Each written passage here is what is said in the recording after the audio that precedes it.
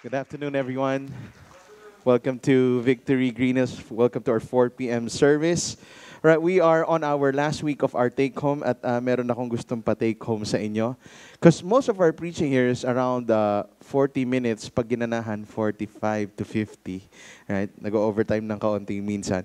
But some of you are asking what are some good books for you to read as a couple or maybe as a parent. I have two here. Yung isa kasi out of stock na, no, isang copy na lang natitira, Love and Respect. Okay, you could buy that at the bookstore, at the House of Praise.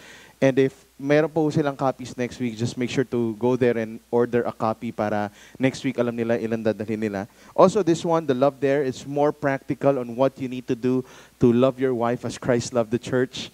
This is a good book for your husband and as a gift for your husband. All right? And of course, lastly, yung book ni Pastor Jason. Okay, ba't ko sinasabi okay itong book na for marriage? I've read the book twice already, and the book tells us about our personalities, no? So, malalaman mo, there's 4 personality types, no, ng tao, at malalaman mo yung personality ng misis mo, no, or yung spouse mo, or yung girlfriend mo, or yung nililigawan mo, or yung anak mo, and get to learn how to, interact with them, no, in a more better way, in a more improved way. No guarantees that it would work, but at least there's a greater understanding for you kung sino yung mga nasa bahay mo, anong personality nila, at saka yung ano yung personality mo kung bakit ka ganun, no? So, it's all available there at the House of Praise. Okay. Thank you. All right, so now we're going to talk about children today. And ngayon, walang special kasi lahat tayo dito children, no? Lahat tayo may magulang. Sino dito magulang? Taas ang kamay. Ayan, madaming magulang po dito. Okay? Maraming magugulang talaga dito, no? Iba talaga ang church natin, no? Maraming magulang, but at the same time, all of us here were children. Okay? All of us, we have parents. And let me review week 1, week 2, and the overarching theme before I jump on to our message for today. Week 1, we talked about the husbands. Husbands should love their wives as Christ loved the church. It means as a husband, my role is to lead. My role is to be a leader, to lovingly lead, to sacrificially lead, and to spiritually lead my family, right? Now, that is on the basis of Ephesians 5:21 that says we are to submit to one another out of reverence for Christ. It means I should be a man under authority if I want to be a man of authority. If I want to love my wife the way Christ loves the church, I need to be a man who's under the authority of Christ for me to love my wife in that way. The same way with the wives, sabi, wives, submit to your husband as you submit to the Lord. Grabe yun, mabigat yun. Ibig sabihin, yung wife, your authority is your husband. Now, it was your choice. Don't blame me. Don't question God. It was your choice to marry the leader of the household, okay? Submit to your husband as you submit to the Lord. It means you submit, and the reason I submit is not because my husband is so easy to submit to, but because I am submitted under the authority of Christ. That's why I can submit to my husband. That was last week. Alright? Meron tayong podcast doon. Pwede nyong i-download. Pwede kayong manood sa YouTube kung gusto nyo makita yung mukha ko. Alright? But in any way, you can review all the preachings that we have for week 1 and week 2. And today, we'll look at the children. Right? In Ephesians 6, verse 1 to 4, if you have your Bibles with you, it says, "Children, obey your parents in the Lord, for this is right. Honor your father and your mother, which is the first commandment with a promise, that it may go well with you and that you may enjoy long life on the earth. Fathers, do not exasperate your children. Instead, bring them up in the training and instruction of the Lord." Let's pray. Father, we commit our time to you. I pray, Holy Spirit, that you would give us minds that would be illuminated by your word. Lord, na maintindihan namin, Lord, yung mga pag-aaralan namin ngayon, and not just understand it, but actually take it into application and apply it in our own families, in our own relationships. In Jesus' name we pray. Amen. Now, when you look at Ephesians 5 and 6, you would see there are clear authority lines that God has put. In short, sa bawat relationship, dapat may authority. Kung walang authority, magulo yan. Kung lahat tayo authority and nobody wants to follow, that's chaos. At the same time, if there's a room where there's all followers and no leader, it's chaos. Now, when children lord it over their parents. That's chaos also. In short, nakakita naman na kayo ng mga batang kinokontrol ang magulang nila. Ang mga bata, magaling yan, kahit di mo turuan yan. From Toy King, second floor pa lang, punta lang kayo, 2 oras, tambay lang kayo dyan. Marami kayo makikita mga bata na nag-lord over their parents. Daddy, gusto ko G.I. Joe. Hindi pwede, walang budget. Gusto ko G.I. Joe, iyak ako, hindi mo binili. Wah! Oh, ito na. You get it? All right? There are a lot of children, and now those are kids. Wait till they grow up and they grow bigger than you. And you see a lot of kids lording it over their parents. And what happens? The house is in disarray. Ang taas ng stress level, ang gulo-gulo, feeling ng magulang, nababastos sila, but they could not control their kids. So that's why our message is so important today, because the Bible will tell us how we're going to live our lives as a family. If you distort the design of God, what it creates is chaos. Okay? And when the roles get confused, everybody suffers. Lahat magsasuffer. Kung ang husband ayaw mag-lead, the family suffers. When the wife wants to lead and does not want to submit, ang gulo ng bahay. Pag yung mga bata naman ang ayaw mag-obey, magulo din ang bahay. Now, tension that I'm about to share to you is not that our roles are just confused, but we are actually living in troubled times. You look around you and we are living in a dysfunctional world because we don't follow God's pattern. We live in a world today, and just for the young people, for the kids here, children here, wag na nating i-deny na mismo dito sa loob ng simbahan, and we've heard almost every week of how dysfunctional families are, even Christian families. Wag na nating deny. Right? Marami dito sa simbahan at marami lalo sa labas. Abused, either physically, sexually abused. Some of them left by their fathers. Some of them, their fathers have committed adultery. And we live in this world today where mothers would have high expectations for their sons and daughters, and they feel pressure, and you've got kids who don't even want to go to church with you, who you drag here, or for some, drug here, okay, so that they could worship with you, so that you might look like the perfect family on a Sunday.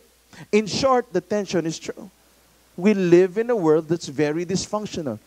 And because of that, what we see, the main cause is really we're not following the design of God when it comes to the family. Now, I have 2 parts in my message today. One, I'll talk to the parents, and then later I'll talk to the kids. Okay? Sa magulang muna. Right? The Bible says in Ephesians 6, verse 4, fathers, do not exasperate your children. Instead, bring them up in the training and instruction of the Lord. A famous author by the name of Robert Fulghum said, don't worry that children never listen to you.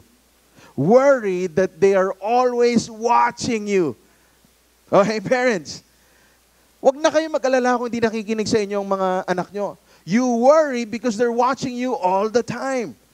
Now, this is so true even in my own life. My parents always love to tell us what to do. But more than the words that they say, we've watched how they live their lives. And it has affected me in so many ways, even to the most trivial things. Isa sa mga napansin ko, no, na ginagawa ng tatay ko sa akin nung bata pa ako na hindi ko maintindihan, pag nagda-drive kami, bigla na lang yan titingin sa akin, tapos, kapak, ginaganon ako, lambing niya yun. Ang sakit, ginaganon niya, ginaganon niya ako. Tapos, ibig sabihin, I love you, bonding natin to ngayon, traffic. Di ba? Parang ganon. Hindi ko maintindihan. Ba't niya ako, sakit-sakit, sakit, grabe ka. Tatawa lang siya. Sabi ko, kung ano man yun, hindi ko maintindihan. But, I caught myself doing it now with my daughters. We would drive and I look at her, I love you. And my daughter, what are you doing? Lambing lang. Yeah. Sabi ko, shucks, para akong tatay ko. Okay. Paano ko nakuha yun? Di ko rin alam. In short, I watched my dad, and my dad has influenced me in so many ways, even sa paano maglambing sa mga anak. Alright? And it shows that our kids are looking at us. Right. You know, at the same time, we have to understand, okay, before I move on to the parents, in parenting, there's no guarantee. I've seen godly parents who loves God, worships Jesus, reads their Bible every day, raise up kids who are very disobedient. In short, mga hellboy yung dating. Okay. Kasi parang, galing sa inyo yan? Okay. Medyo ganon. At the same time, on the other hand, I've seen parents who don't love Jesus, who don't worship Jesus, who would produce kids who are very obedient, who are really loving God and worshiping Jesus. In short, at the end of the day, all we can do is really trust and rely on God. But our aim here, on why I'm preaching this to you, is because we want to look at certain biblical principles that we aim at. And that would be like our pattern as what Scripture tells us. You see, most of us here as parents, we train our kids to be successful, to be confident, to be secure, to be very talented. Di ba? Makita mo ngayon, grabe yung pressure ngayon. Hindi pa ipinapanganak. Grabe na yung marketing sa atin. Anong kailangan? Bumili ka ng CD ng ganito, lagay mo sa tiyan mo, yung sa loob ng yung CD, tapos pakinggan nila yung Mozart, magiging mautak sila. Di ba? Tapos bibili mo lahat ng CD, tapos meron ka pang yung para sa doktor, para marinig ng bata. And you would do that. Why? Because you want your kids to be successful, to be talented, that people, you could brag to your friends about your kids. 2 years old, nasa school na, nagma-masteral degree, di ba? Marunong na ng French, nagpipiano na nakapikit. And you know, and it doesn't happen in daddy groups. Wala naman mga daddy groups. No? Pero sa mga mommy groups, di ba? Ano na yan? Labasan na yan ng mga credentials ng mga anak. 4 years old anak ko. Nagba-ballet class, nag-art class, nag-swimming class, you know, nagpi-painting class, and all the classes out there offered, you know. Tapos parang, okay, may buhay pa ba yung anak mo? Di ba? Robot na pala, di ba? Hindi mo alam, di ba? Sumusuka na pala yung anak nila sa gabi dahil stress na stress, nagre-review, di ba, hanggang 3 a.m., nag-aaral ng science, di ba? And we think, and we take pride in that. It's like, wow, I'm such a good mom. Look at my kids. They're so well-trained. They're like so sophisticated. All right? And we take pride. And for dads, the same way. Sports natin yung anak natin, 'di ba? Gawin natin, patagalin natin sa high school para maging star player, 'di ba? Really, and it's happening. Pag may liga, ang nagsusuntukan, hindi mga players, mga tatay. 'Di ba? Pumunta sa coach, kinakarir, 'di ba? Parang they're trying to live out their lives on their kids. Why? Because they want them to be successful. They want them to be confident. They want them to be secure kids. Nothing wrong with that except this. They can be successful in every way and can still miss God's main mark for their life. And we got to hear this as Christians, that our kids can grow up to be so good and so intelligent, but really miss God's main mark for their life. Luke 9:25, it says, what good it is for a man to gain the whole world and yet lose and forfeit his very self. What would a man profit if he gains the whole world yet loses his own soul? We've been producing such talented, productive kids, but at the same time kids who are not near Christ's heart. Kids who don't love Jesus. Kids who don't worship Jesus. And we've raised up kids na grabe, ang galing sa mundo. Pagdating naman sa scripture, wala. Walang laman. In short, pati yung fame at saka yung talent nila, nakakasira sa kanila in the end. The Bible says children are like arrows. In Psalms 127:4 verse 5, it says, like arrows in the hands of a warrior are children born in one's youth. Blessed is the man whose quiver is full of them. Parents, when we have kids, they're like arrows. You know what you do with arrows? You sharpen it. Okay? You make sure it's sharp. Why? Because one day you're going to shoot them out into the world. Given na yan. Mga magulang. Okay? Given na yan. Years from now, yung 4, 5, 6 years old mong anak, okay? After 10 years, lalapit yan sa'yo. Di ba? Tapos lalapit ka, sabi mo, anak, Come on, go with daddy to the party. Anong sabi niya? Dad, I don't want to go to the party. My friends are coming over. Ha? Ganon? Before you like to go to the party with me, but now you don't want. No, Dad, I don't want. It's boring. It's corny. Yeah? You're with your friends and I have no friends there. Yeah? Oh, anak, let's go to the grocery. No, Dad, ikaw na lang. No, I'll buy you Yakult. Dad, I'm 23. Okay. Yeah, I know, I'm 33. I love Yakult. Di ba? Bigla na lang, nangyari yun sa magulang namin eh. Iniimbitahan kami sa mga party. Dati pag may party, sige, libreng pagkain. Di ba? Tapos nung nagbinata ka na, Dad, wag na. Busy ako. Di ba? Ngayon, may asawa na ako. Wala na kami masyadong makain. Dad, may party ba? Okay. Balik ulit eh. No? Cycle yan, cycle. Okay. Nagsa-cycle siya. Okay. In short, children are like arrows. You have to shoot them into the world. One day, you have to shoot them into the world. Some of them are so old arrows already. Some of your sons are 50 years old and they're still living with you. Shoot them already. Okay. Don't shoot them out. You can shoot them already. All right? What I'm saying is this. When I was about to get married, my mom was getting really, parang emotional, hysterical, historical. Yung lahat na. Okay, parang pag nakikita niya ako, anak ko, hindi pa handa yan. Oh, what will you do, Dennis? Oh, you're a pastor, you have no money. Oh. So sabi ko, Mami, sige, labas tayo. During our date, ito lang sabi ko sa kanya, ba't ka ba kinakabahan? Hindi ka pa handa. Ang bata-bata mo, cute-cute mo, kapal-kapal ng kilay mo.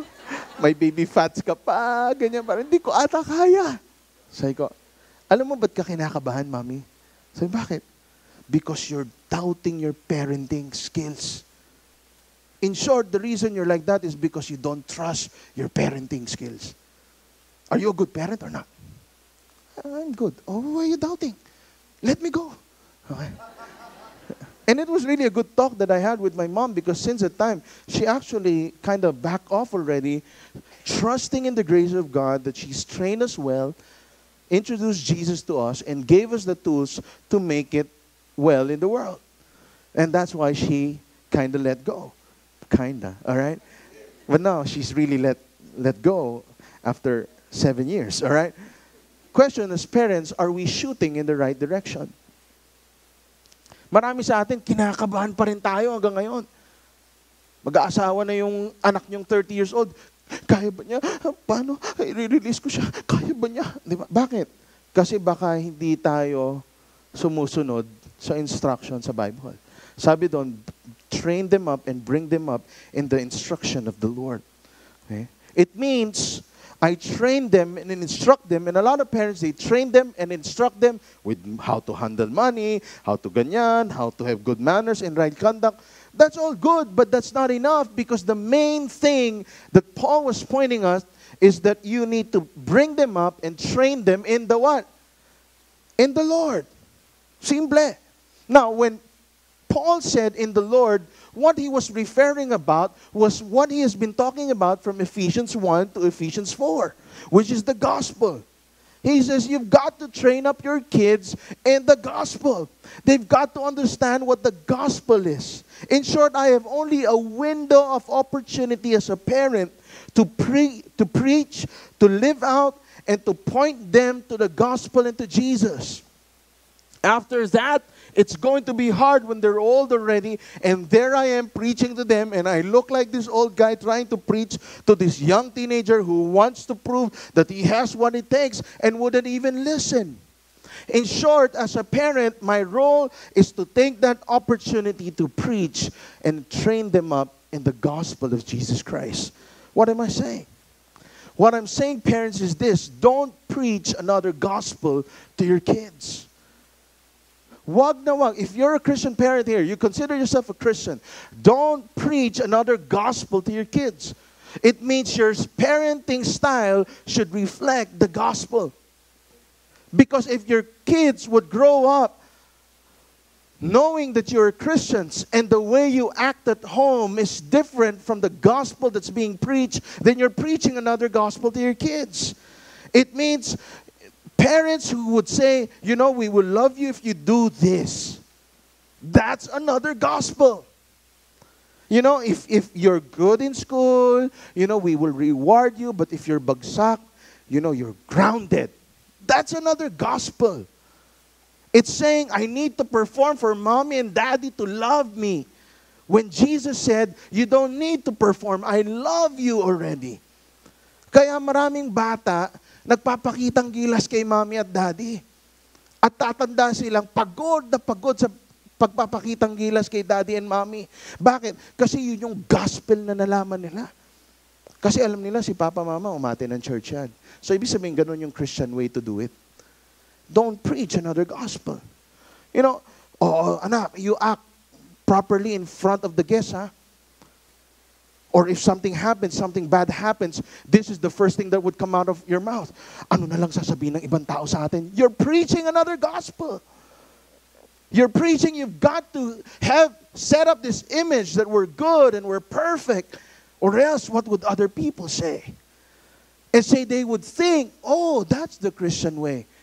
Magiging para akong Pharisee. Magpapakita ako sa tao na mabait kami, nag-hallelujah kami on a Sunday, pero pagdating pa sa kotse, hindi na nag-antay ng Monday, pwede na kami mag-away. Preaching another gospel to our kids. It means when a mommy would say, I'm sad because you're not living up to my expectations. That's another gospel. And it pains our kids to hear a different kind of gospel because they embrace that kind of gospel and pass it on to their kids in the future.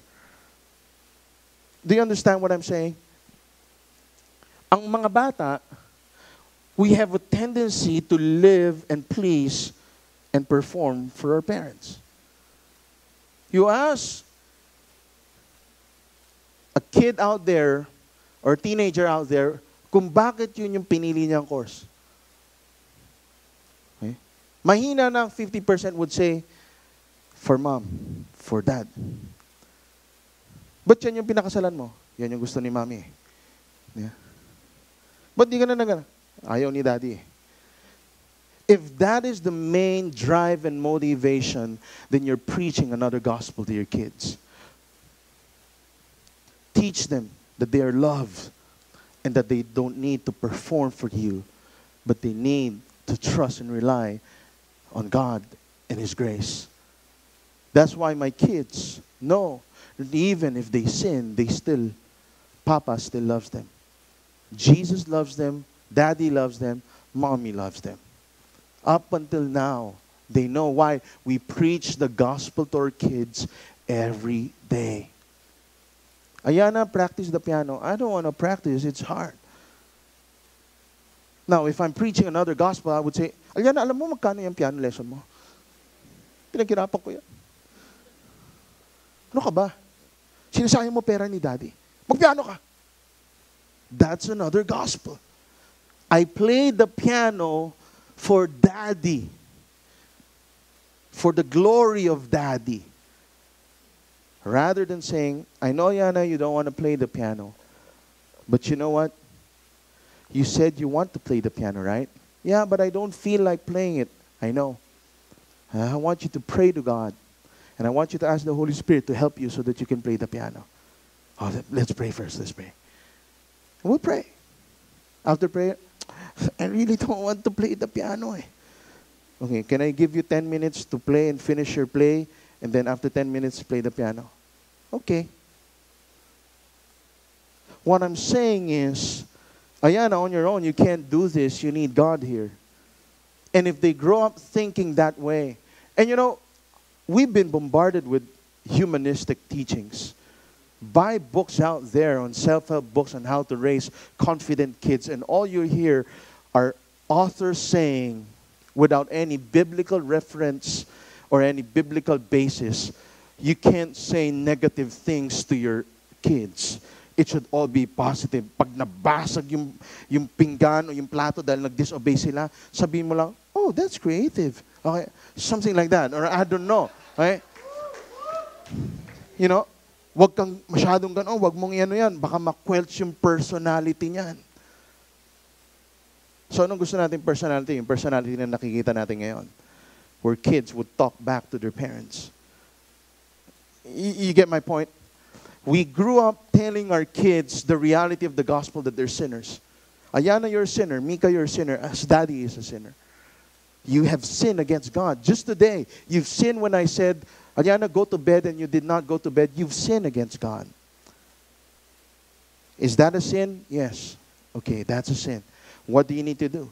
I need to obey Dad. All right. So you need to obey me, right? Okay, brush your teeth. Okay, Dad. Hindi yung, go to bed na, Aliana. No, Dad. Okay. Ikaw nang bahala. Hanggang makatulog ka na lang dyan. Okay. What I'm saying is you've got to point them, kasi yung window natin napakakunti na lang eh. Di ba? Sabi nga nila yung mga bata ngayon tumatanda ng maaga.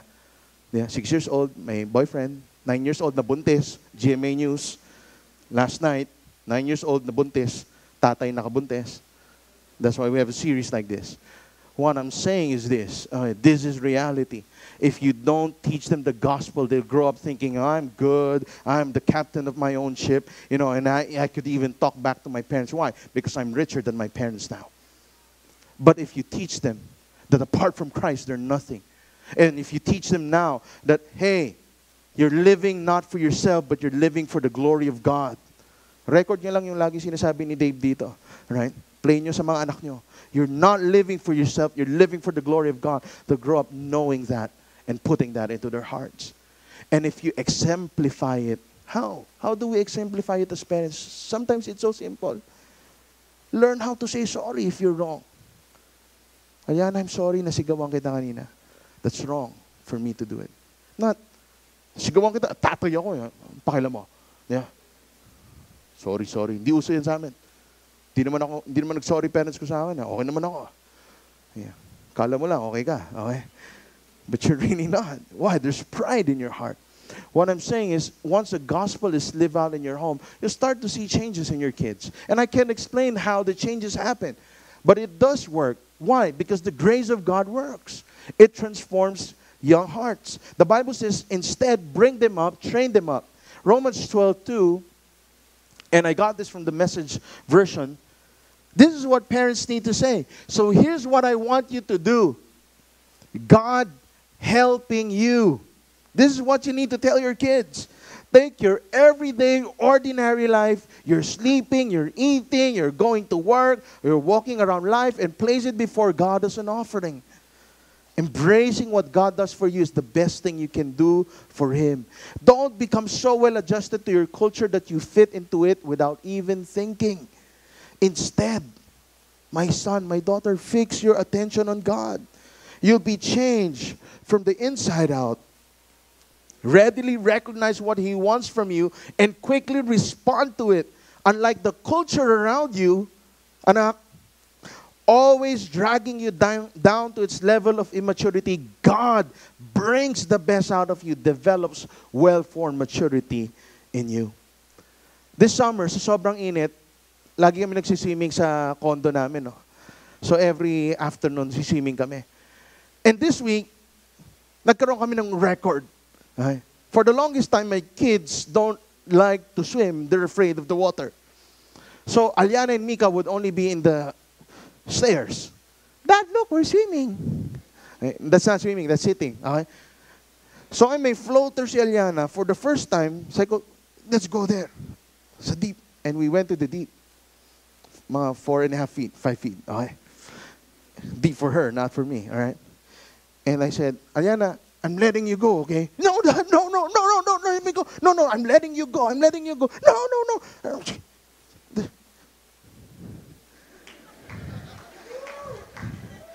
Tuwan-tuwa. Nakaswimming for the first time. So ngayon, pag nasa pool kami, you know, she said something that kind of hurt a bit. She said, on the second day, we went back to the pool. She said, look, Daddy, I don't need you. Ang sakit nun, ha? Daddy, I don't need you. Si Mika, the same thing. She started walking now up to the 2.5 feet. She's around 3 feet, 3.5. So she could walk now. And it's like, they don't want to be with me. They want to do their own thing on the pool. It's like, Kawawa naman si daddy. Anong gagawin ni daddy? Di ba? Ayaw nyo na magpakarga. Gusto nyo, ikot-ikot lang kayo dyan. And you don't need me anymore. Last night, my eldest said, what did you do in church? I said, no, the president was here. We prayed for the president. Daddy prayed for the president. Oh, really? Yeah, I don't like that. I want you to be the president. Sabi ko, no, Ariana, sabi ko, you don't understand. If I'm the president, I won't be home by 6 p.m. to be with you. I'll be home late. Oh. Sabi niya, okay, not na lang now. Be a president when I grow up when I don't need you. Same week, same line. She doesn't need me. In short, the reality is setting in. She's 6. She's no longer 6 months. She's 6 years old. She doesn't need me when she pee-pee or poo-poo. She can do it on her own. It means one day she doesn't even need me. She doesn't need my money. She can live her life on her own. And what am I saying? What I'm saying is this. I believe our greatest priority as Christian parents is to gradually transfer our children's dependence away from us until it rests solely on God. It's taking the dependence away from daddy and mommy because the reality is they won't need us that much. And that their rest and their dependence would be solely on God. Na pag may problema sila, pag 18, 19, 20 years old, ang una nilang tatakbuhan, hindi ako, si God. Kung meron silang major decision, yes, gusto ko sana, at least masabi nila sa akin para masabi ko lang yung nasa isip ko.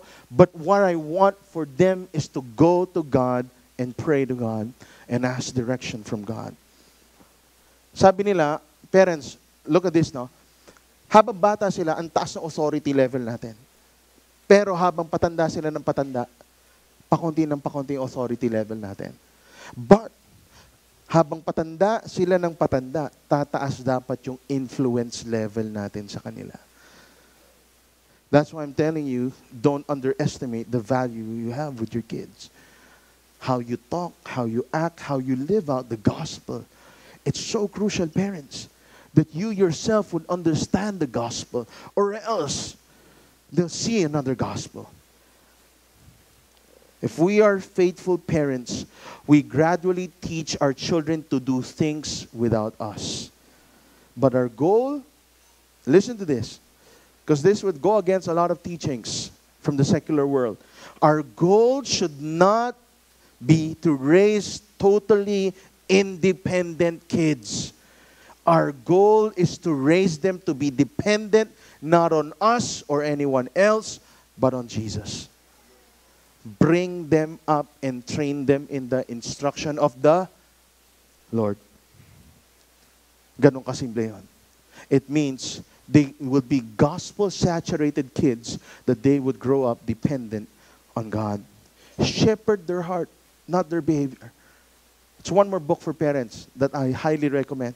I'm reading it again now for the second time. Shepherding a Child's Heart by Ted Tripp. Meron nata sa National Bookstore yun. Right. Teach them that Jesus is not part of our lives. Teach them that Jesus is our life. You've got to parent with truth. Don't do this, don't do that. And parent them with grace. Jesus is full of truth and grace. That's how we parent. Alright? That's for the parents. Alright?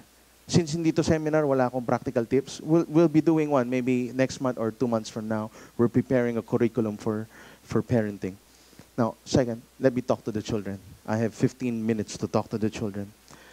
Balik tayo, Ephesians 6 verse 1.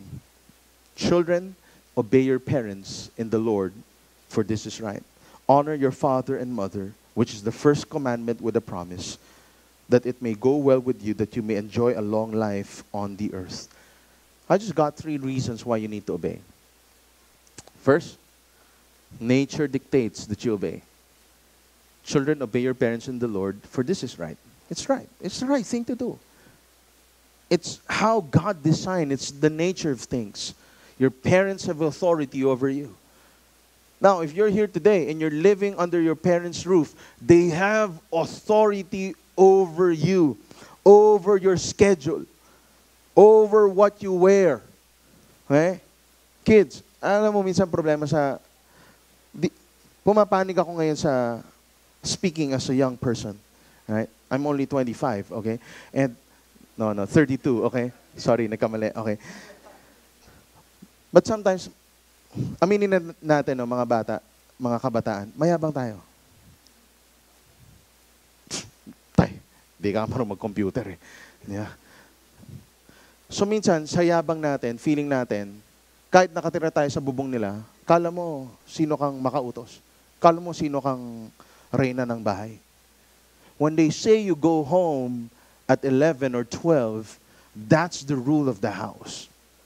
In short, do it. Why? Because you live there. If they say, honey, you're not going out with that Winnie the Pooh shirt, all right? Hindi yung may Winnie the Pooh ako, hindi, nakaganon, all right? You're not going out that way. Change your dress, you've got to follow. Why? Nature dictates it. You live under the roof, right? You have no choice. You're king and the queen of the house. You're nothing but a slave, okay? In their house, right? With the grace of God, okay? What I'm saying is, wala kang say. Kung anong ulam na niluto, wag mong papapalit. Yan yung ulam, kainin mo yan.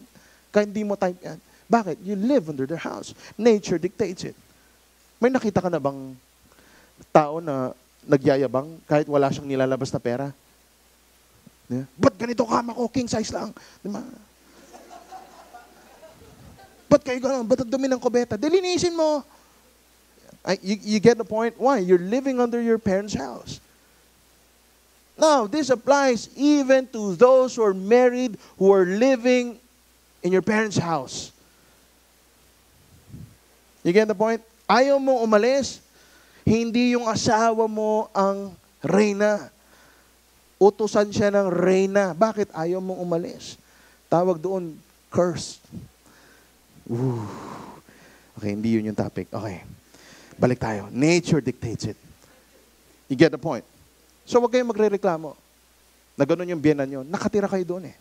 Kausapin mo, mister mo, alis kayo. Okay, balik na tayo. Children, okay. Second reason is because the law dictates it. God commands it. He says, obey your parents. Colossians 3:20, children, obey your parents in everything, for this pleases the Lord.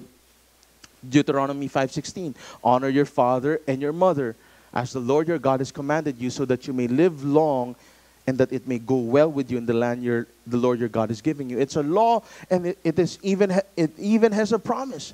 You obey your parents, you live long in the land that the Lord your God is giving you. I'll bless you because you're obeying your parents. Exodus 20:12, honor your father and mother so that you may live long in the land the Lord your God is giving you. In short, the law dictates I need to obey my parents. Now, some of you are already thinking, but I am no longer under the law. I am under grace. I have the third reason. The law dictates it, but grace compels you to. Right? The law moves you to Christ-likeness, not to rebellion. In short, the grace of God helps me, compels me to obey my parents. Ano sabi sa Ephesians 6:1? Ito yung key dito, no? Children, obey your parents. What? In the Lord. Minsan nakakalimutan natin itong mga maliliit na words, in the Lord. This is such a powerful, these are three powerful words that would change the whole sentence about children, obey your parents. Minsan kasi, anong advice natin? Hindi, children, obey your parents eh. Nakalimutan mo yung key, yung motivation, yung drive, yung push, which is in the Lord. What does that mean? It means I obey my parents in the Lord. The supreme reason I obey my parents is because in the Lord, I have the power and grace to obey. I obey because it is part of my obedience to the Lord, and ultimately, everything I need is found in Christ. Alright? Ulitin ko, why do you obey? Because grace compels you. Because children, obey your parents in the Lord. That means, hindi ko kaya, it's not my nature to obey because we don't see eye to eye, but I obey because the grace of God compels me because I'm in the Lord. And when I say I'm in the Lord, it means everything I need is already found in Christ. That's why it's easy to honor my parents. It's easy to obey my parents, not because they're so good that I just love to obey them, but because everything I have is already found in Christ.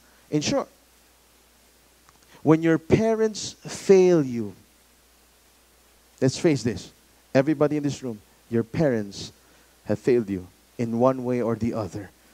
If your parents fail you, you can still obey because everything you need is found in Christ. I was talking with this person, troubled teenager. She said, it's just so hard to honor my parents. You don't understand. My parents malign me in front of others. My parents say bad things about me.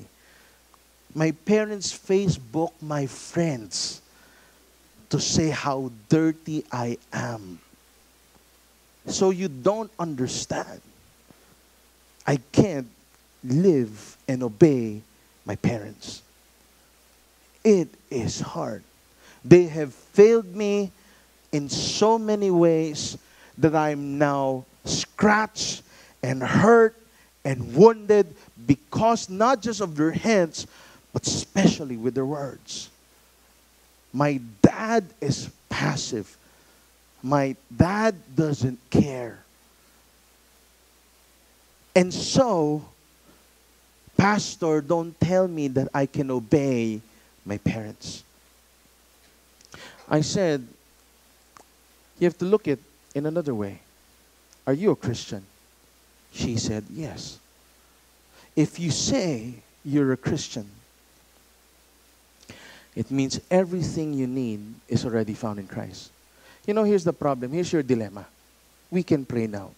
We can pray that God would change her mom, that God would change her dad, and that supernaturally the Holy Spirit and all the angels would visit their place and change them. But what if they never change? Are you going to live the rest of your life that way? She said, I don't want. Let me point out to you the problem here. The problem here is for the longest time, you have been trying to look for something that your parents can give that only Jesus can give to you. I want daddy to appreciate me. I want mommy to be there for me. I want mommy to be proud of me. I want daddy to say I'm beautiful. I want daddy to say, you have what it takes, my son. Paano na pag hindi nila mabigay? Mamamatay ka na lang malungkot. The main problem, and that's why I'm not, it would be so easy to preach to you today and say, everybody, obey your parents. Go home, write a love letter, put it in their CR, in the table, and then say, I love you to them, kiss them and hug them, and you will live happily ever after. It's so easy to preach that way. But I've heard that so many times. And I've preached that so many times, and after 3 weeks, you're back to square one. Why? You said, I love you to your parents. You wrote a really long love letter to your parents saying how you appreciate them. They got so touched. They hugged you. They gave you double the allowance. Lahat ginawa. But after 2 weeks, something happened. You did something that disappointed them. And now they're cursing you again. And you're back to square one. The ultimate solution is the gospel. Why? Because when they fail you, and hear me on this, some of you, you're 50, 60 years old, and you're still living with that hurt because you're still trying to look for that affirmation from them, but they can't give it to you because they're not Jesus. What I'm saying is everything you need is already found in Christ. My identity is no longer based on what daddy and mommy would say. It's based on what Christ did for me. My security as a woman is not based on what other men would say to me if I'm beautiful or what my dad would say to me, but it's based on the finished work of Christ on the cross. That's why I'm beautiful and I'm loved. Nagigets niyo ba?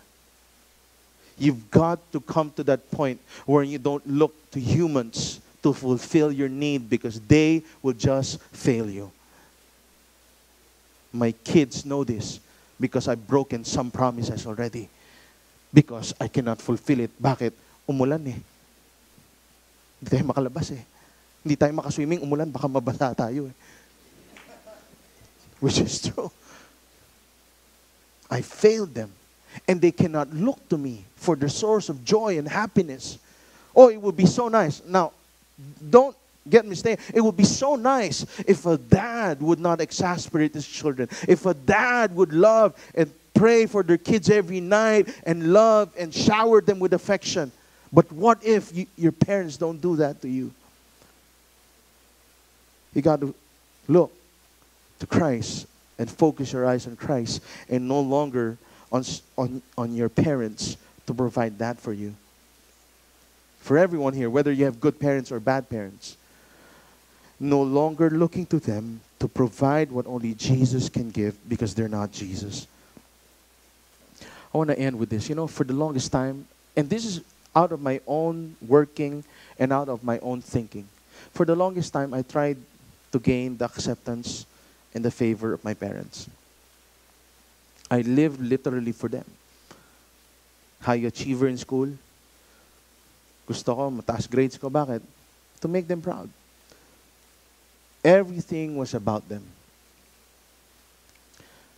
One time, bigla na lang napuno. Wala silang ginagawa, as in clueless. They were clueless. One time I grabbed the phone, contacted, and I said, you know, I just want to say something. Okay, what I'm about to share is me not in the Spirit of God. Alright? Gusto lang ako sabihin. Ano yun? Alam niyo, buong buhay ko. Drama, no? Okay. Pero totoo to, nangyari to habang nag-drive. Alam mo, buong buhay ko, wala na akong ginawa kundi mabuhay lang para sa inyo. Pagod na ako. Yung nanay ko, dati, hello? Hello? Ano to? Di ba? Pagod na ako. I've been performing for you for the longest time. I'm sick and tired of it. I don't want to do it anymore. And I just closed the phone. Siguro sila sa kabila pa.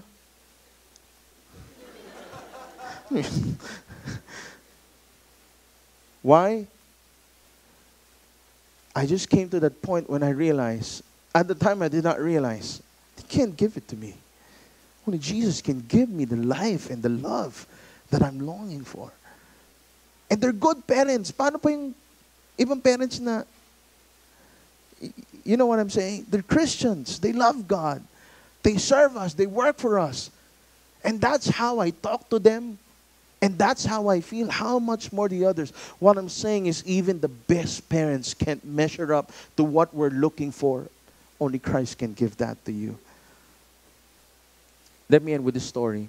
One of our campus workers, si Francis from Alabang, got married last year. He's never met his parents. Googled them, Facebook, found his parents, invited them to the wedding. Francis saw his parents for the first time after 28 years on his wedding day. During his wedding, he wanted to honor his parents. He said, give me a few minutes, I want to honor them. Now, in our normal, average mind, paano honor ni Francis? Yung magulang, iniwan siya. Ngayon lang sila nagkita. Anong sasabihin niya? But on the wedding day, when Francis started honoring his dad and his mom in the presence of all witnesses, it was such a touching moment. You know why? Francis understood everything I need is found in Christ. What my dad did to me, left me, what my mom did to me and never cared for me, that's all in the past. I cannot undo those things. But what I know is this. Jesus said, I will never leave you nor forsake you. Jesus gives me life and life to the fullest. Francis was living out the gospel. And I want to encourage you as we end this series today. You cannot live this life without understanding the gospel. It is your Christian duty to read the Bible with gospel eyes and start looking at how the grace and the love of God operates in every story of Scripture and how it can even be applied in your life as you put everything and as you get everything not from your parents but in Christ.